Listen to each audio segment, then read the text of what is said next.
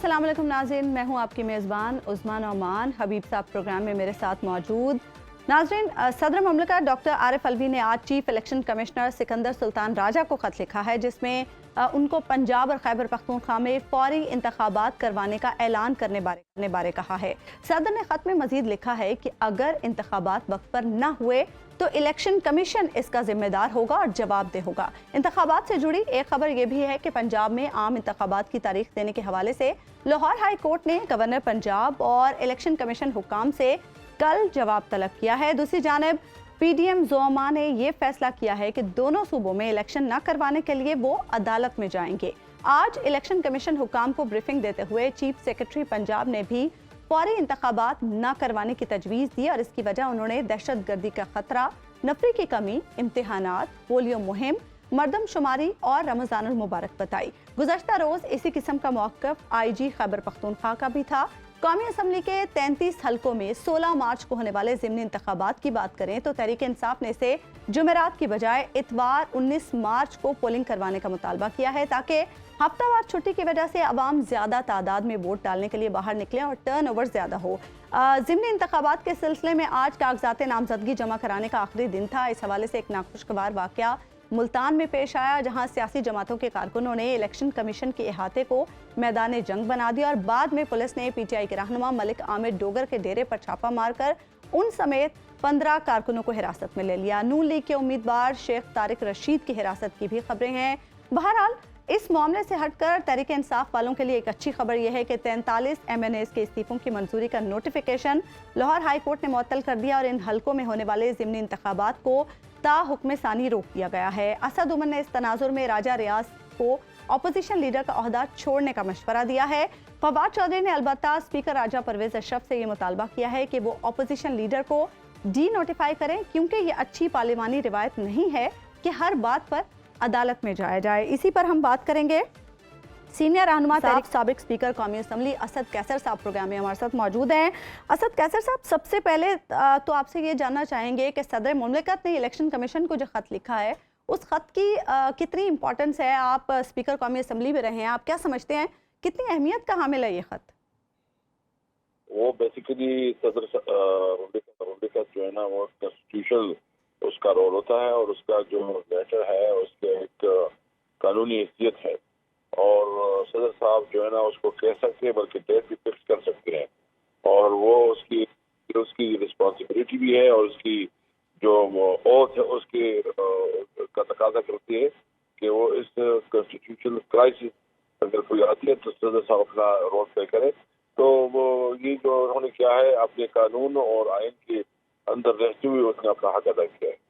अच्छा, ये बताइएगा असद साहब, आप स्पीकर भी रहे हैं कौमी असम्बली के, आपकी पार्टी की 43 नशिस्तें बहाल हो चुकी हैं और अभी मैं देख रहा था कि 27 नशिस्तें ऐसी हैं जो आपकी पार्टी के लोग टूटे हुए थे, PTI के नाम पे ही वो नशिस्तें अभी तक कायम हैं। ये बताइएगा कि अब क्या स्पीकर के पास ये उसका इख्तियार है कि वो लीडर ऑफ द अपोजिशन को चेंज करे या अज खुद ये काम हो जाएगा, बस एक ख़त लिखना है? बिल्कुल ये अज खुद हो जाएगा, क्योंकि स्पीकर जो है ना अभी इसको चेंज नहीं कर सकता और मतलब अगर ये इस तरह करेगा तो आप हर एक चीज़ को अदालत में ले जाएंगे तो ये मुनासिब नहीं है। और स्पीकर साहब जो है ना अपने ओहदे का इतना ख्याल रख के कम अज़ कम इस ओहदे की जो रिस्पेक्ट है और उसकी जो आईनी किरदार है उसको आइन के अंदर रहती हुए अपना रोल प्ले करे। तो ये अगर नहीं भी करेगा तो ये हो जाएगा, लेकिन अब जरूरी है कि अगर वो करे। प्रोसीजर क्या है वैसे? अब प्रोसीजर क्या है? प्रोसीजर तो सिंपल होता है। ये जो जितने MNAs होते हैं वो अपना लीडर ऑफ अपोजिशन का जो पार्लियामेंट लीडर है उसको उसके बारे में जो है लिख देते हैं कि ये हमारा वो है, हम इतने MNAs है, ये हमारा पार्लियामेंट लीडर है, या पार्टी जो है ना उसके बारे में देखते हैं कि ये हमारे इतने मेंबर्स हैं और ये पार्लियामेंट लीडर है, तो वो स्पीकर इज बाउंड उसको जो है ना नोटिफाई करे।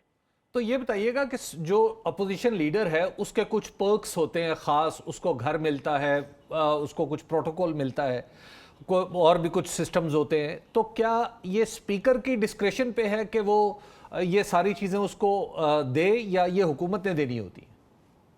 ये हुकूमत देनी होती है, काम नहीं होता, वो सिर्फ उसकी नोटिफिकेशन करनी होती है। تو اگر اسپیکر صاحب رکاوٹ ڈال دیں، وہ کہتے ہیں کہ میں نہیں مانتا آپ کے جو خط ہیں یا آپ کے ایم این ایز، تو کیا ان کے پاس کوئی چانس ہے ڈسکریشن کا؟ اگر وہ نہیں مانتا تو یہ غلط ہو جائے گا، لیکن پھر اس کے لیے کیا پڑے گا؟ اور وہ نہیں کر سکتا، مطلب جو کرے گا تو وہ انلیگل ہوگا نا۔ ویسے تو یہ تو یہ ملک تو چلتا ہے نا، اس ملک کو قانون کے مطابق چلنا ہے، یا کوئی اپنی پسند ناپسند اور زبردستی اور خواہشات کی بنیاد چلانا ہے۔ ملک ہر صورت پہ قانون آئین کے مطابق چلنا ہے، اور یہ جو ہوگا اگر وہ کوئی استجابت کرے گا تو غیر قانونی ہوگا اور غیر آئینی ہوگا۔ اچھا، یہ بھی بتا دیں اسد قیصر صاحب کہ یہ جو 43 ایم این ایز کے استعفے منظور کرنے کا حکم معطل کیا عدالت نے، تا حکم ثانی یعنی نیکسٹ سماعت ابھی اس کی ہونی ہے، کیا اس سے پہلے یہ اراکین اسمبلی میں جا سکتے ہیں؟ بالکل، بس وہ تو ابھی بحال ہو گئے نا، وہ اس کی اگر یہ نوٹیفکیشن ختم ہو گئی، اچھا، بحال ہو گئے ہیں، اور اس کو وہ اپنے پروسیڈنگ میں اپنا کردار ادا کر سکتے ہیں۔ اچھا اسد قیصر صاحب، یہ بتائیے گا کہ آپ نے پہلے بھی ایک پٹیشن دائر کر رکھی ہے آپ کی پارٹی نے سپریم کورٹ میں، وہ چلی گئی ہے، پہلے اسلام آباد ہائی کورٹ میں تھی، پھر اب سپریم کورٹ میں پینڈنگ ہے۔ تو آپ کے خیال میں جن نشستوں پہ الیکشن ہو رہے ہیں، اناؤنس کر دیے گئے ہیں، اور اس کے بعد بھی کچھ نشستیں ہیں، ان نشستوں کے حوالے سے سیاسی موقف تو آپ نے ان استعفوں کی منظوری سے پہلے ہی بدل لیا تھا، تو آپ کو لگتا ہے کہ یہ بھی عدالت میں آپ چیلنج کریں گے یا ان پہ الیکشن لڑیں گے آپ؟ الیکشن کے لیے بھی ہم چاہ رہے ہیں، میں نے اپنے کاغذات جو ہے نا آج داخل کروائے ہیں، اور آج میں نے اپنے کا باقاعدہ آغاز کیا، اور جمعے سے میں باقاعدہ دفتر بھی ہوتا ہوں، تو مطلب تیاری تو ہماری پوری ہے، میرے میں کوئی ایشو نہیں۔ جبکہ ٹیکنیکل بات یہ ہے کہ ہم نے یہ جو چونکہ پارٹی نے ڈیسیژن کیا تھا، اور پارٹی نے فیصلہ کیا کہ ہم جو ہے نا اسمبلی میں واپس جانا چاہتے ہیں، تو جیسے یہ فیصلہ آ گیا تو اسی وقت جو ہے نا انہوں نے یہ ڈیسیژن لے لیا تاکہ یہ اسمبلی میں نہ آئے، یا ان کو ڈر تھا کہ کوئی عدم اعتماد کریں گے یا اپوزیشن لیڈر لے لیں گے، اور یا جو قانون سازی انہوں نے کیے اس کو چیلنج کریں گے، اس کی وجہ سے انہوں نے جو ہے نا ایک زبردستی کا اعلان کیا۔ آپ کو پتہ ہے، آپ نے خود بھی دیکھا تھا کہ اسپیکر صاحب نے جو ڈیفینیشن کی تھی، اور اسپیکر صاحب نے جو خود سپریم کورٹ کا حوالہ دیا تھا کہ اس کے لیے ضروری ہے کہ جو ہاتھ سے لکھا گیا ہو اس کی تسلی ہو، اس کو بلا کے تسلی کی جائے، اس کسی پروسیس کو پورا نہیں کیا، تو پھر اسپیکر صاحب کی اپنی جو اس کی تشریح ہے اور اس کے مطابق انہوں نے جو اس کی منظور کی ہے غیر قانونی۔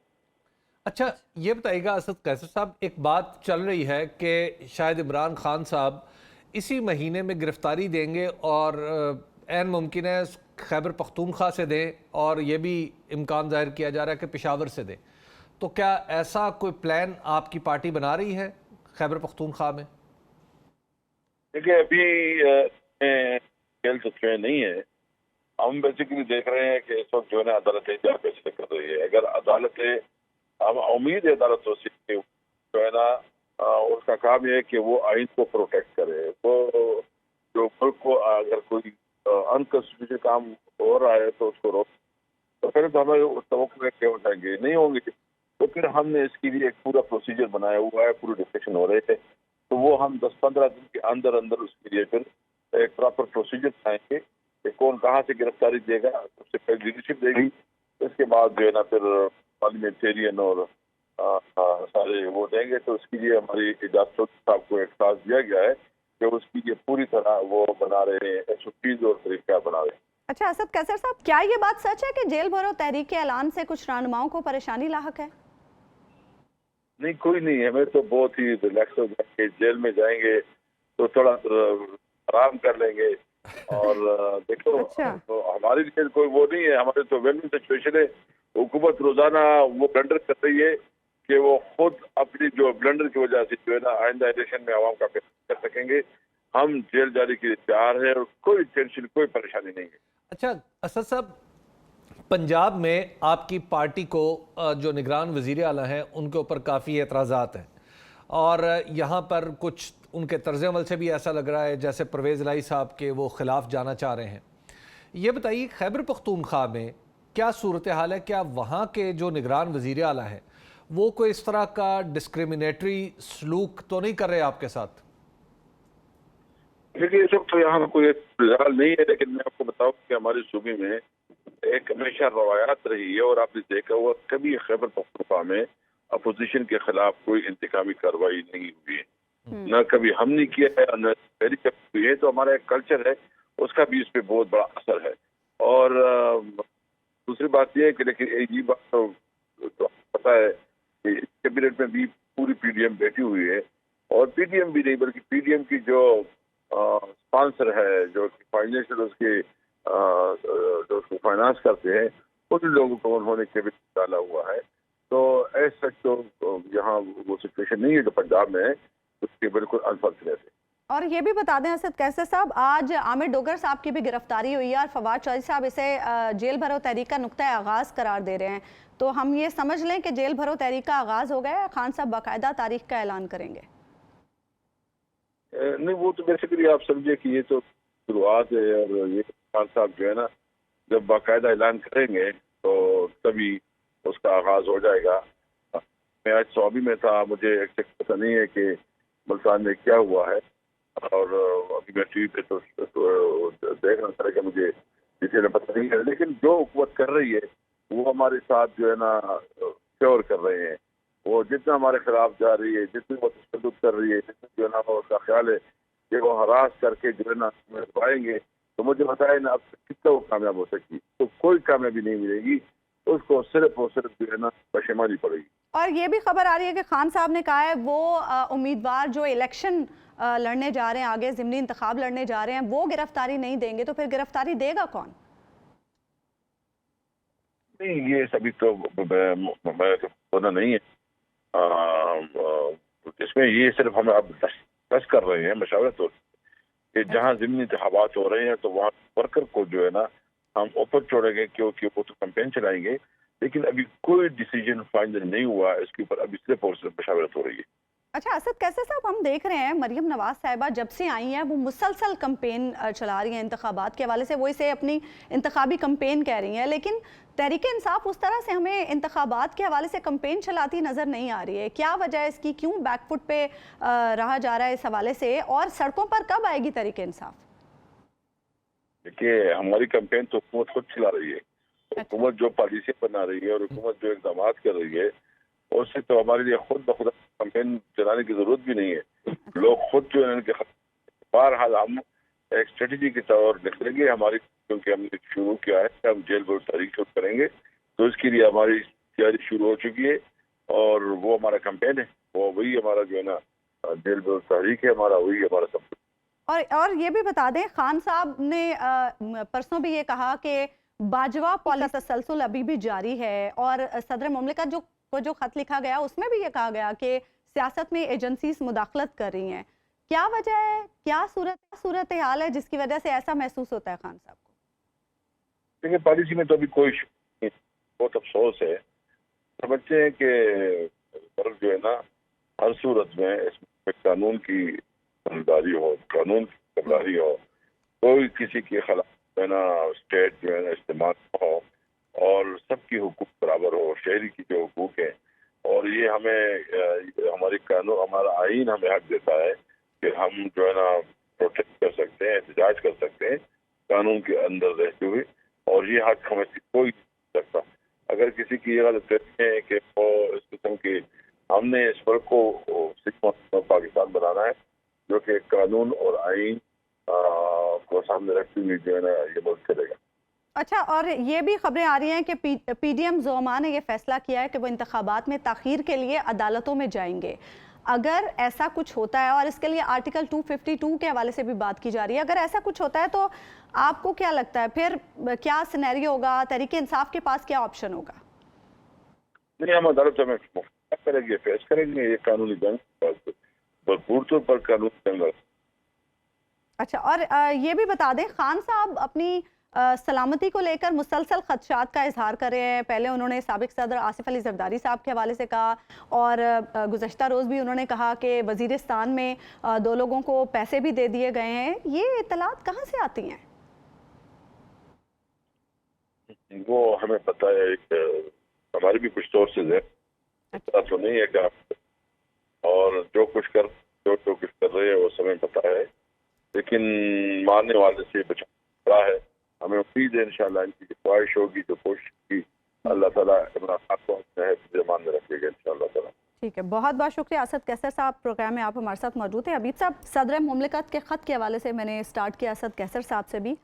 آپ کیا سمجھتے ہیں اس خط کی کیا امپورٹنس ہے اور الیکشن کمیشن پر اب کیا پابندی عائد ہوتی ہے؟ دیکھیے، پہلے تو یہ سمجھ لیجئے کہ کل بھی میں نے عرض کیا تھا کہ پہلے یہ معاملہ سیاسی تھا. جب تک اسمبلیاں نہیں ٹوٹی تھیں، اسمبلیوں کو ٹوٹنے سے روکنا یا ان کے توڑنے پر اصرار کرنا، یہ دونوں چیزیں سیاسی نوعیت کی تھی.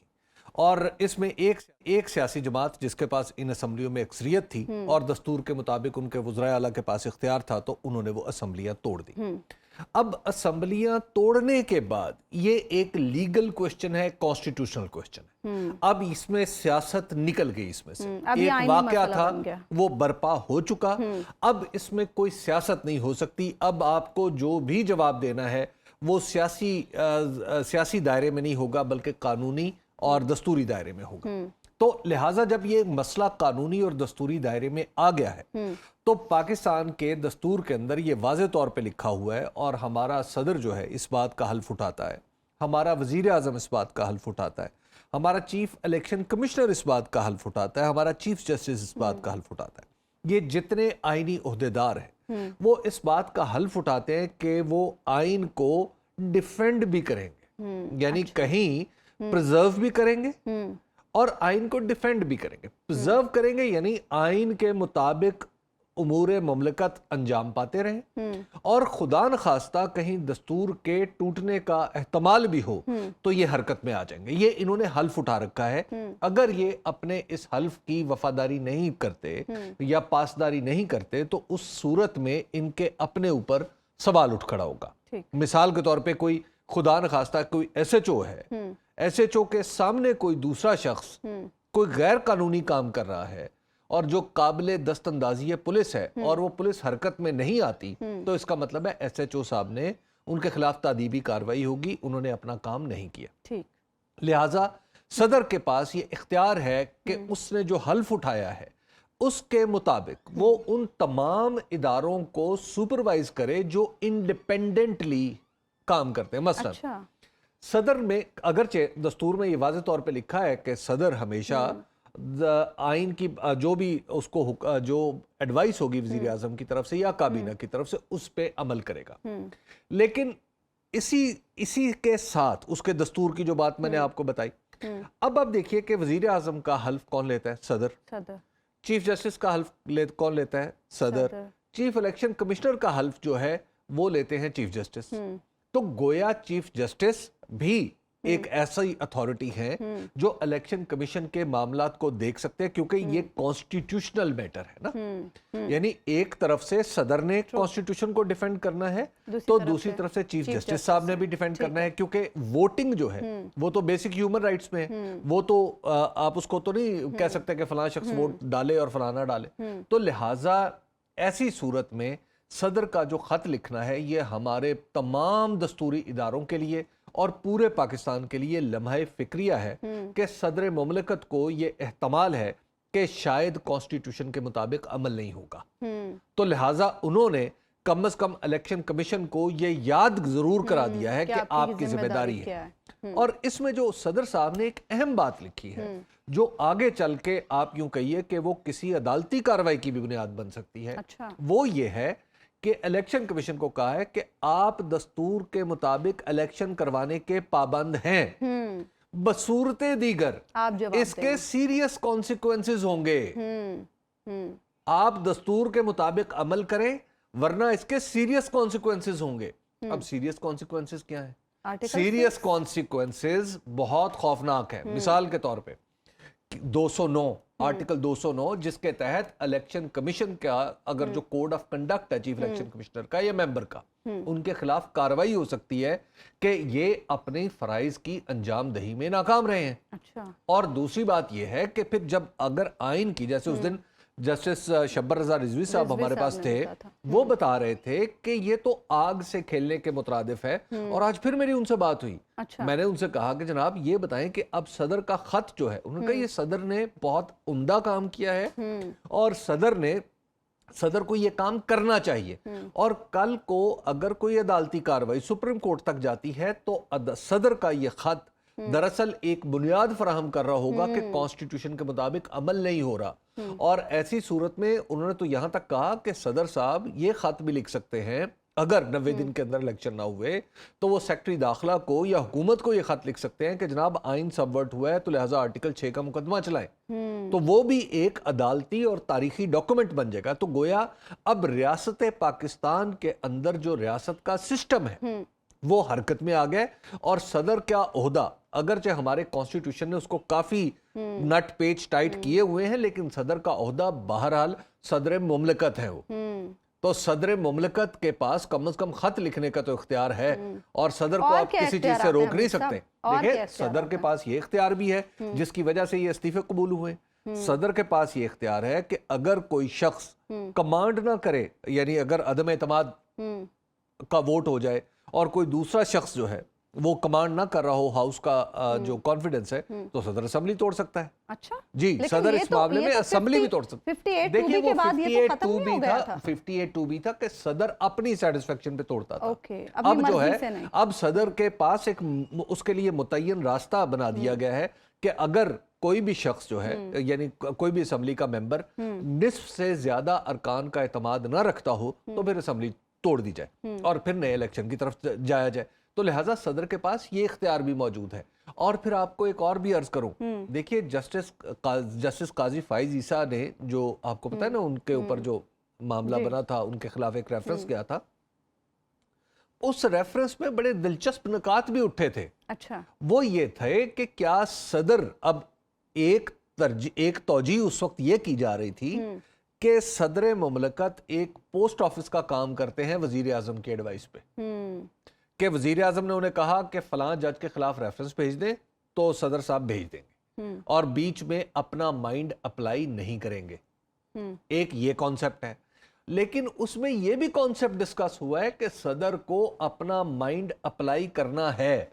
اچھا, اس کے بھی ڈسکشنز ہیں ہمارے سسٹم کے اندر.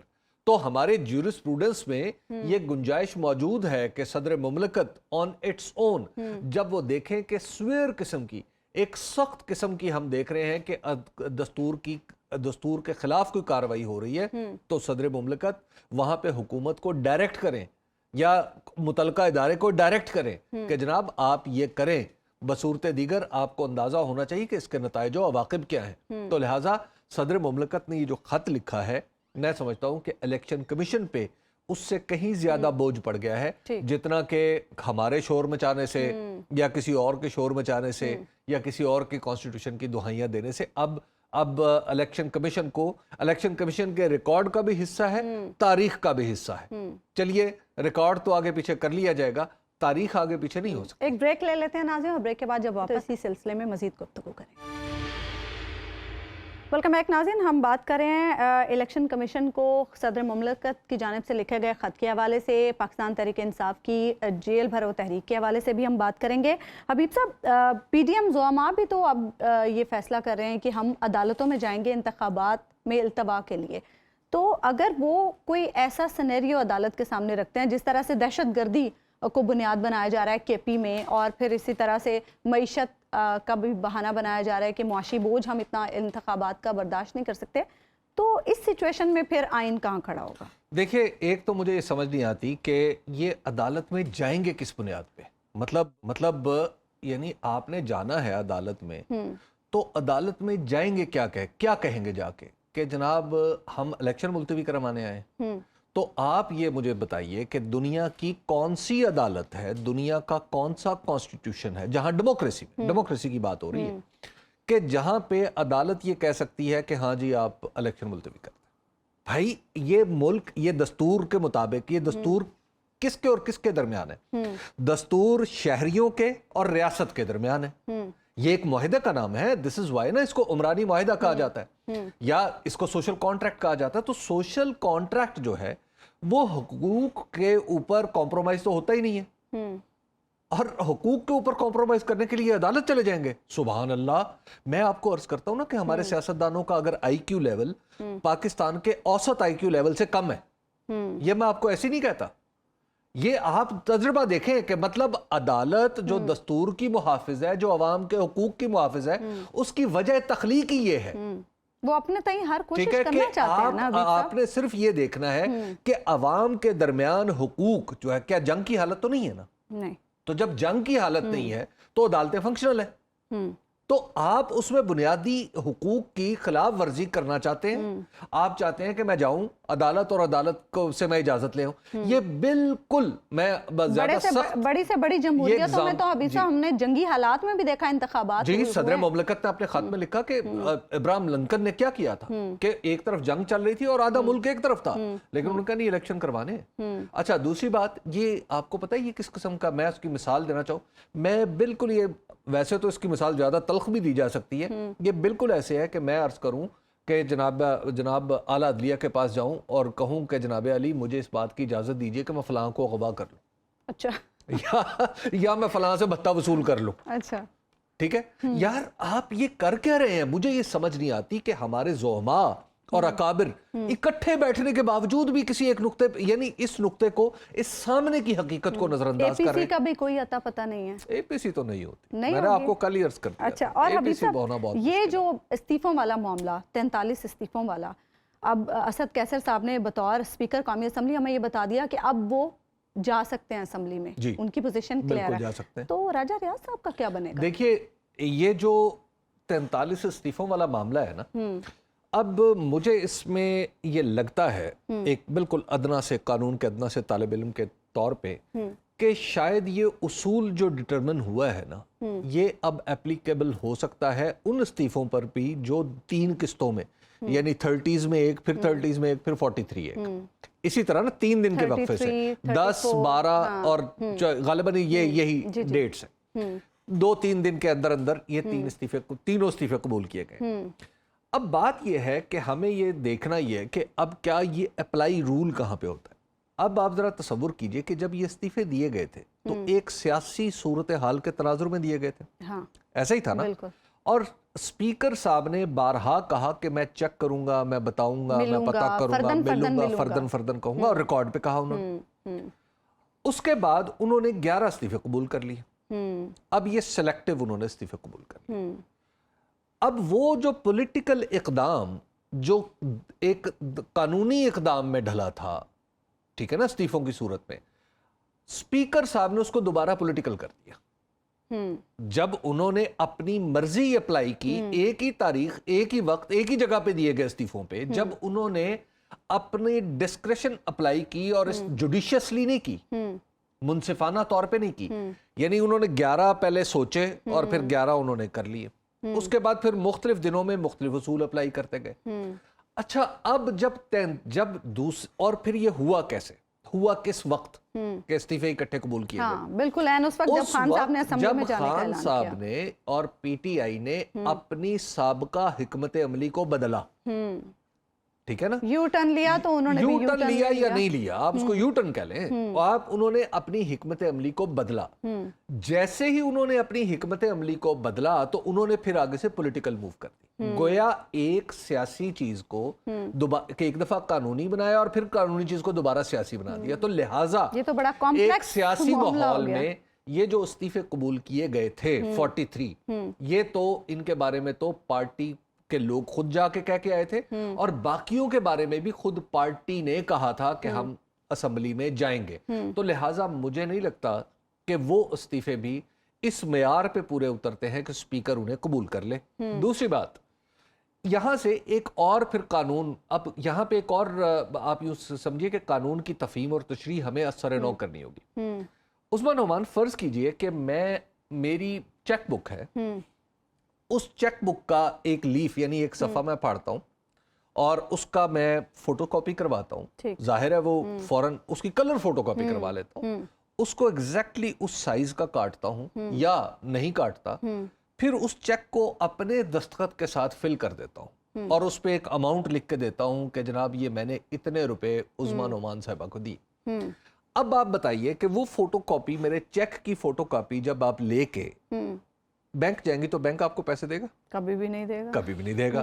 وہ کہے گا کہ بھائی یہ تو چیک کی فوٹو کاپی ہے. آپ کہیں گے کہ نہیں, ये हबीब अकरम के दस्तखत तो ओरिजिनल है, ठीक है, ये पैसे भी मेरे अकाउंट में मौजूद हैं, लेकिन लवाजमात पूरे नहीं। अच्छा, वो कहेगा कि आप इस कागज पे नहीं, आप मुझे ओरिजिनल कागज लेके आए, ऐसा ही होगा ना? बिल्कुल। अच्छा, मुझे अब समझ नहीं आ रही कि खुद स्पीकर साहब ने जो उसूल बयान फरमाया था उसकी रोशनी में एक ही तरह के कागज पे, एक ही तरह के साइक्लोस्टाइल कागज पे या फोटोकॉपी के कागज पे सिर्फ लोगों ने अपने नाम लिखे हुए और हैं, दस्तखत और हमारे जो स्पीकर साहब हैं उन्होंने किसी एक शख्स से ये कंसल्ट नहीं किया कि क्या ये तुम्हारे ही दस्तखत थे, कहीं तुमसे अंडर ड्यूरेस, कहीं तुम्हें ऐसा तो नहीं हो तुम पे दबाव डाल के तुमसे लिया होगा, किसी ने तुम्हारी कनपट्टी पे बंदूक रखी हो। ये उनका फर्ज बनता था, ये तो उनका फर्ज बनता था, बिल्कुल। तो उन्होंने तो ये किया ही नहीं। तो लिहाजा जब ड्यू प्रोसेस नहीं हुआ तो इस अदालती फैसले के बाद मैं ये समझता हूं एक कानून के बिल्कुल अदना तालिब इल्म के तौर पे, बल्कि अदना तरीन तालिब इल्म के तौर पे, कि अब इसका इतलाक उन पिछले इस्तीफों पर भी हो सकता है, अब बशर्ते कि ये तो हबीब साहब फिर सिचुएशन बड़ी दिलचस्प हो जाएगी। ये तो फिर पीटीआई वापस असेंबली में पहुंच जाएगी, तो फिर तो कुछ का कुछ हो सकता है। देखिए, कुछ का कुछ हो जाए। मसला ये है कि आपने दस्तूर, पॉलिटिक्स क्या है, पॉलिटिक्स दस्तूर के अंदर काम करने का नाम है, तो लिहाजा आप दस्तूर के अंदर काम करें। अलबत्ता ये जो मामला है ना, 43 लोग जो अब असेंबली चले जाते हैं, मुझे लगता है कि जो मौजूदा हुकूमत है ना, मौजूदा स्पीकर साहब हैं, वो इतनी आसानी से कायदे हिज़्ब इख्तिलाफ का ओहदा देंगे नहीं। मुझे लग रहा है थोड़ा मुश्किल होगी। लेकिन हबीब साहब, आईनी तौर पर अक्सरियत तो फिर पीटीआई की होगी ना? देखिए, एक हमारे पाकिस्तान में बड़े बड़े दिलचस्प एग्जाम्पल हैं, क्योंकि हमने नालायकियों की एक तारीख मुरतब कर रखी है ना। अच्छा, जब 2002 में असम्बली बनी तो उस वक्त MMA अक़लियत में थी, कुछ फ़र्क था, और अपोजिशन में, और पाकिस्तान पीपल्स पार्टी जो थी वो बड़ी जमात थी। ठीक। अच्छा, अब वहाँ पे हुआ क्या कि मौलाना फजल रहमान, तो आपको पता है वो तो सियासत के अंदर से रास्ते निकाल लेते हैं, तो ये तय पाया कि अब उन्होंने, पीपल्स पार्टी ने कहा जी कि आप हमें हमारा कायदे हिज़्ब इख्तिलाफ दे दें। मखदूम अमीन फ़हीम मरहूम उस वक्त थे उनके पार्लिमानी सरबराह, अब ये चले गए। MMA ने कोई ऐसा बिहाइंड द सीन चक्कर चल रहा था, मौलाना फजल रहमान ज़ाहिर है उनकी सियासत को, उनकी फरासत को, उनकी सियादत को, उनकी क़यादत को मैं तो हमेशा सलाम पेश करता हूँ।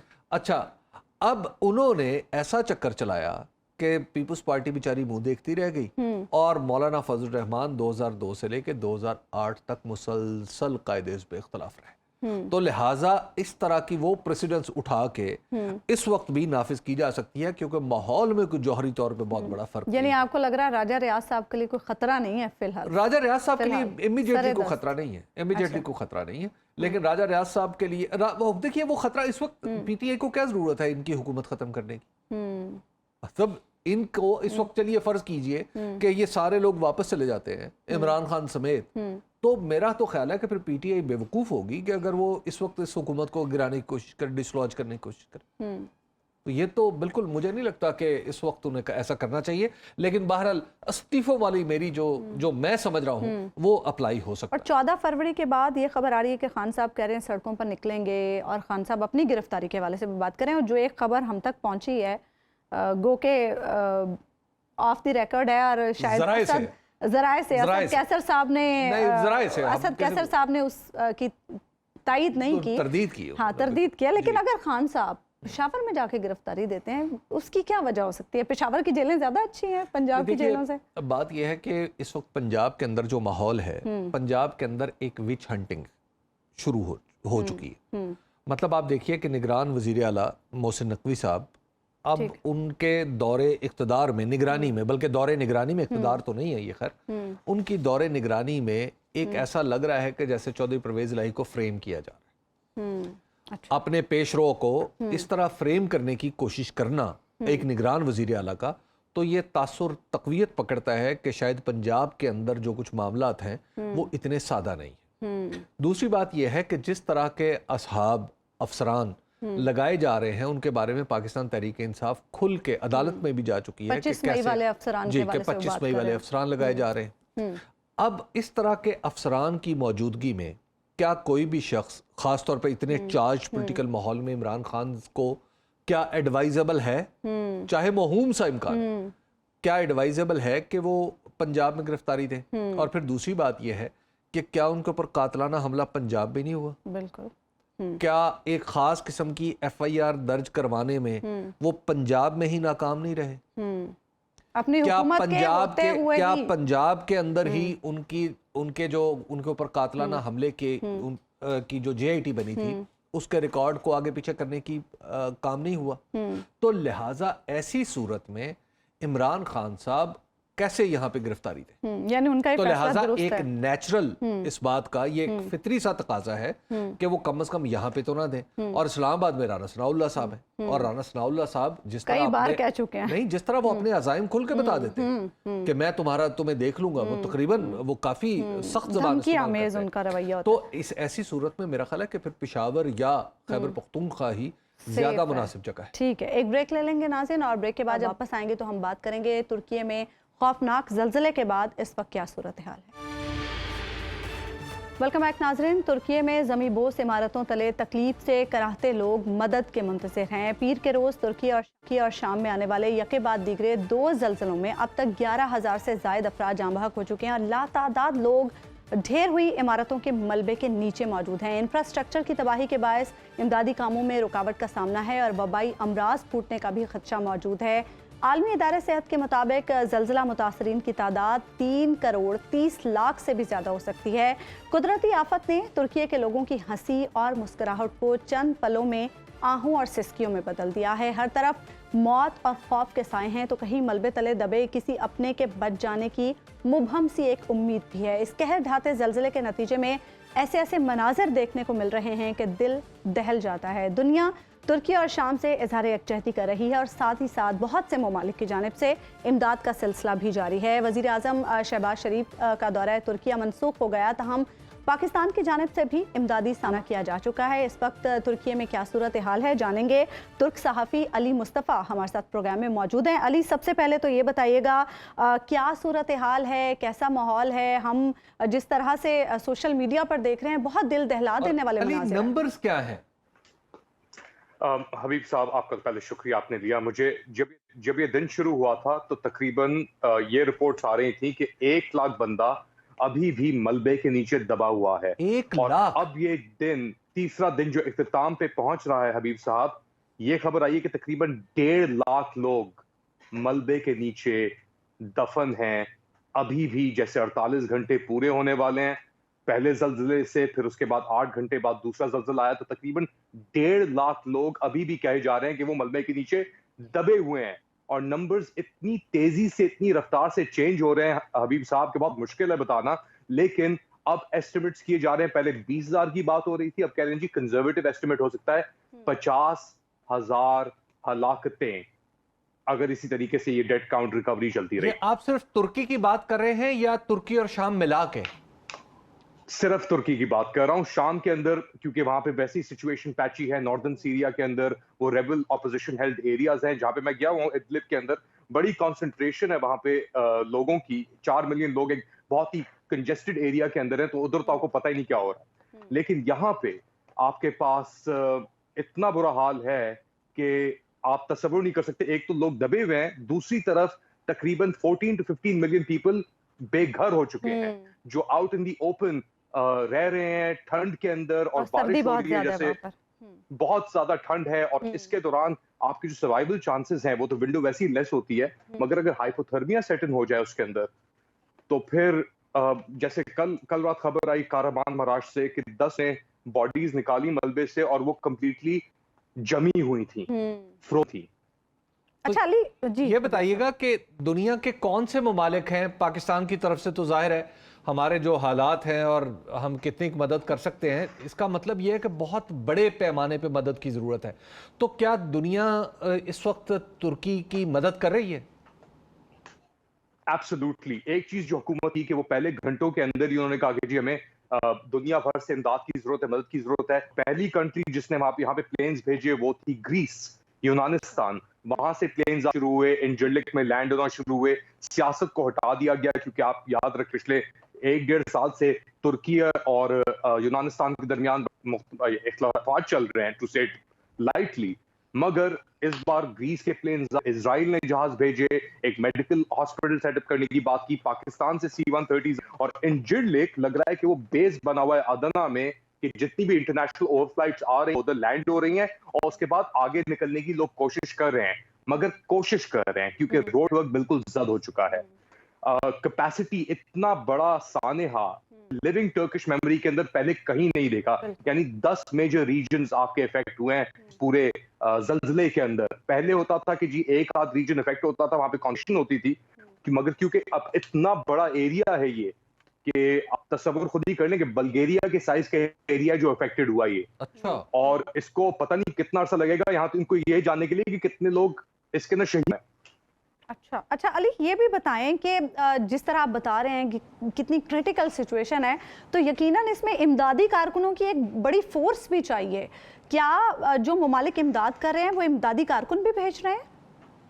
میں آپ کو ایک ہلکا سا ایک وہ بتاتا ہوں. کل ہمارے کچھ دوست چل رہے تھے ہتھائے کے اندر، جو پچھلے 3-4 سال ہزار سے ایک شہر تھا، وہ بلڈ اپون ہو رہا تھا، کھڑا ہوا تھا اینٹیوک کے اندر. اس کو کہتے تھے کریڈل آف سیولائزیشنز کے اس ایریا کو. تو وہ چل کے جا رہے تھے ہمارے کچھ ساتھی اپنا TRT کے اس ایریا سے، تو ان کو وہاں پہ کوئی سرچ اینڈ ریسکیو نہیں، بلڈنگز کھڑی ہوئی ہیں اور ان کو آوازیں آ رہی ہیں لوگوں کی کہ ہماری مدد کرو، ہماری کرو، لیکن ان کو پتہ نہیں کہ وہ لوگ کدھر دفن ہیں. تو اتنی انارمٹی ہے سچویشن کی کہ جتنا بھی انٹرنیشنل آپ کو سپورٹ مل جائے، آپ کے پاس ہمیشہ ایک تھوڑی سی ونڈو ہوتی ہے، اور جس طرح سردیوں میں ٹائم کے ساتھ ہوتی رہتی ہے وہ ونڈو کلوز ہوتی ہے. 48 آورز بعد 80% وائبل چانسز ہو جاتے ہیں، اور 48 آورز ہونے والے ہیں آپ کے چند گھنٹوں کے اندر. تو آپ اندازہ لگا لیں کہ اب ایڈ اگر آ بھی رہی ہے تو وہ ریسکیو اور اس تک محدود نہیں رہے گی، اس کو ریکوری کے اندر تبدیل ہونا پڑے گا. ریکوری آف بیز جو باہر لوگ یعنی سردی کے اندر کھلے رہ رہے ہیں، کیونکہ صرف نہ وہ لوگ جن کے گھر تباہ ہوئے ہیں، وہ لوگ بھی جن کے گھر کھڑے ہوئے ہیں، وہ ڈر سے جب تک انسپیکشن نہیں ہوگی بنیادوں کی وہ نہیں جا سکتے. بڑا امپورٹنٹ ہے کہ جس طرح سے آپ بتا رہے ہیں کہ عمارتیں گری ہوئی ہیں، بہت ہیوی ملبہ ہوتا ہے، اس ملبے کو ہٹانے کے لیے ہیوی مشینری کی بھی تو ضرورت پڑے گی. ایبسولوٹلی. اور وہ ایک جو ایئر کوریڈورز انہوں نے کریٹ کیے ہیں یہاں پہ استنبول سے، انقرہ سے، وہ ہیوی مشینری موو کرنے کے لیے کہ زیادہ تر کہ ادھر اتنی جلدی پہنچائی جائے. روڈ تو وہاں پہ ویسی تباہ ہے آپ کے پاس، جب تک مشینری نہیں پہنچے گی تو لوگ ہاتھ ایک حد تک، جو ہم سیریا میں دیکھ رہے تھے کہ لوگ ہاتھ سے ملبہ نکال رہے تھے. اچھا یہ بتائیے کہ ترکی کے جو اہم شہر ہیں وہ کون کون سے ہیں، اہم علاقے کون کون سے ہیں، اور یہ علاقہ جو سب سے زیادہ متاثر ہے اس کی سرحدیں کہاں کہاں سے ملتی ہیں؟ ایک تو آپ سمجھ آ رہی ہے کہ جو شام سے ملتی ہیں، سیریا سے. حبیب صاحب آپ کا یہ جو سوال ہے میرے خیال سے آپ کو اس کا جواب سمجھ آئے گا. یہ جو ایریا ہے یہ تصور کیا جاتا ہے بریڈ باسکٹ آف ترکی، یعنی یہاں پہ ویجیٹیبلز، ویٹ، جو یہاں پہ اگریرین جو بیس ہے نا، کیونکہ ریور بیڈ چلتے ہیں، یہاں پہ ہوتا تھا. اب سوال یہ ہے کہ جو ڈسٹرکشن ہوئی ہے وہ ایسٹیمیٹ لگا رہے ہیں کہ $100 بلین کی وہ اسٹیشن ہوئی ہے، جس کے اندر اسکندرون پورٹ بھی تباہ ہو گیا ہے. اب جب کاشت کا سیزن آئے گا یا بونے کا سیزن آئے گا، سوئنگ کرنے کا سیزن آئے گا، تو اس طریقے سے افیکٹ ہوگا. کاشت کس طریقے سے افیکٹ ہوگی، فوڈ انسیکیورٹی کس طرح بھی، یہ سوالوں کا جواب ہمارے پاس نہیں ہے. مگر یہ جو پرٹیکولر ایریا ہے جس شام ساتھ لگتا ہے، سیریا کے ساتھ لگتا ہے، ساؤتھ کے اندر، اور اپنا دیار باکر جاتا ہے، یہاں پہ ویسے سیرین ریفیوجیز ریسیٹل تھے، تو اس کے بہت امپیکٹ آ سکتا ہے اکنامکلی اس ملک کے اوپر، جو ویسے ہی اپنا بہت مشکلات کا سامنا کر رہا ہے پچھلوں سے. اچھا یہ بتائیے کہ پاکستان میں جب زلزلہ آیا 2005 کا، تو ہمیں بہت ساری چیزوں کا پتہ چلا کہ ہم ملبہ ہٹانے میں کمزور ہیں، ہم ڈیزاسٹر مینجمنٹ میں بہت اچھے نہیں ہیں. تو کیا ترکی میں اس طرح کی ارینجمنٹ، اس طرح کی مطلب جو سکلز ہیں وہ موجود ہیں؟ ایبسولوٹلی موجود ہیں، اور ٹرکی کا ایک واسٹ ایکسپیرینس ہے. جیسے آپ جانتے ہیں یہاں پہ ارتھکویکس ہر سال بعد آتی ہیں. ازمیر تھی، اس سے پہلے الازا میں، استنبول کے اندر 92 اور 99 کے اندر جو ارتھکویک آئی تھی، 17-18 ہزار لوگ اس کے اندر مرے تھے. مسئلہ یہ ہے، اس نقطے ہیں کہ ایک تو جو آپ کی یہ جو کرنٹ یہ جو ارتھکویک آئی، اس کا اتنا بڑا ایریا ہے اتنی تباہی ہوئی ہے کہ آپ کے پاس اتنی ریسورسز شاید نہ ہو, جو آپ کے پاس ایگزسٹنگ کیپیسٹی بھی ہے وہ بھی شاید نہ ہو سکے. مگر دوسری طرف لوگ کہتے ہیں کہ جی آپ کے پاس 20 سال تھے یہ سب چیزیں سدھارنے کے لیے, کنسٹرکشن کو اس لیول تک لے کے آنے کے لیے, تو آپ نے کیا کیا؟ اب اس پر ملبہ یا جو کنسٹرکشن مٹیریل سے وہ خراب ہوئے, کیا اس کی بیلنس تھی, کیا ارتھکویک ریزسٹنس ایک حد تک ہو سکتا ہے, جاپان نہیں ہو سکتا, یہ سب سوالات کا جواب آئے گا. مگر ریزنٹمنٹ اور غصہ بے شک بڑھ رہا ہے اس ملک کے اندر اس وقت. اور ہاسپٹلز میں کیا صورتحال ہے, کتنی کیپیسٹی ہے ہاسپٹلز میں؟ ہاسپٹل کیپیسٹی ہے, انفیکٹ لوگوں کو لے کے بھی جا رہا ہے, اور علاقوں میں جو افیکٹڈ نہیں ہوئے فزیکل یعنی ٹینٹ ہاسپٹلز بھی سیٹ اپ کرنے کی بات کی جا رہی ہے.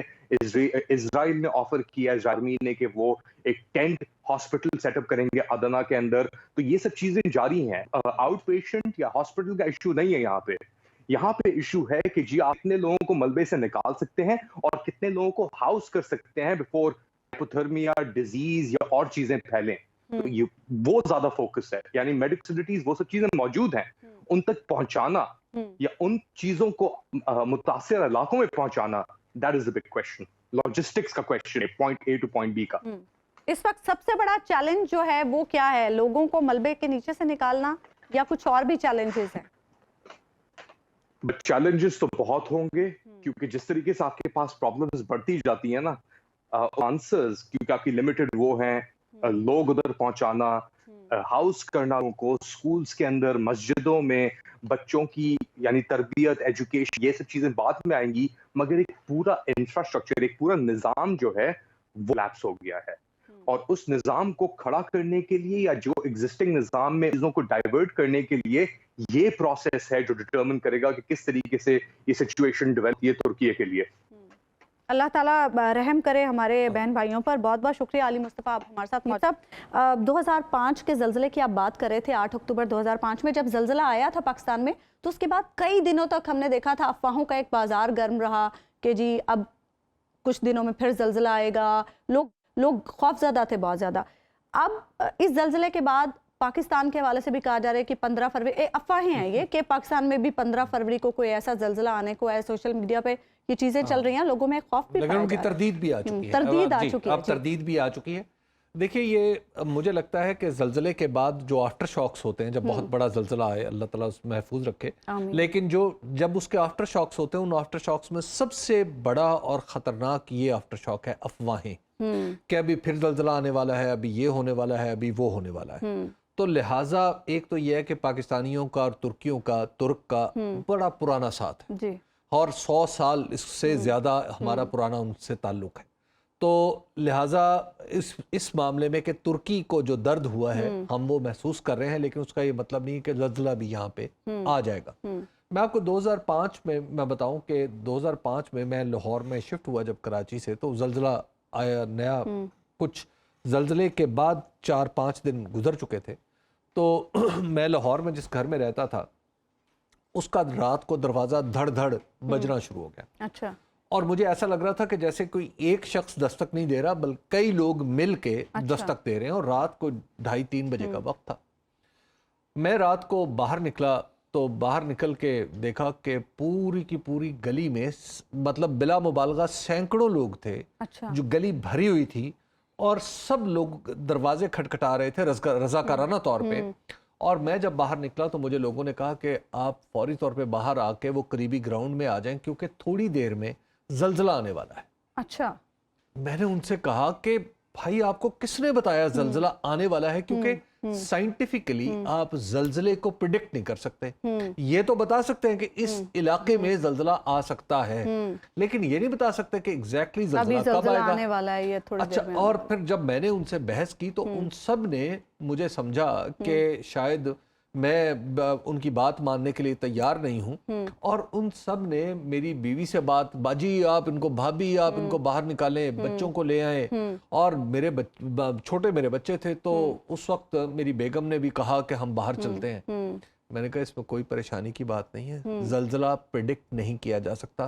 खैर मैं तो नहीं समझा सका, लेकिन उसके बाद थोड़ी देर बाद मैं अपने तजस्सुस से, सहाफियाना तजस्सुस की वजह से मैं बाहर गया उस ग्राउंड में, तो मैंने देखा कि वहाँ हजारों लोग जमा ये सब अफवाहों की वजह और से इस सब अफवाहों की वजह से, तो अफवाहों से बचे। अफवाहों पर कान ना धरें। प्रोग्राम का वक्त खत्म हुआ नाज़रीन, आपसे मुलाकात होगी इंशाल्लाह कल अल्लाह ने के बाद।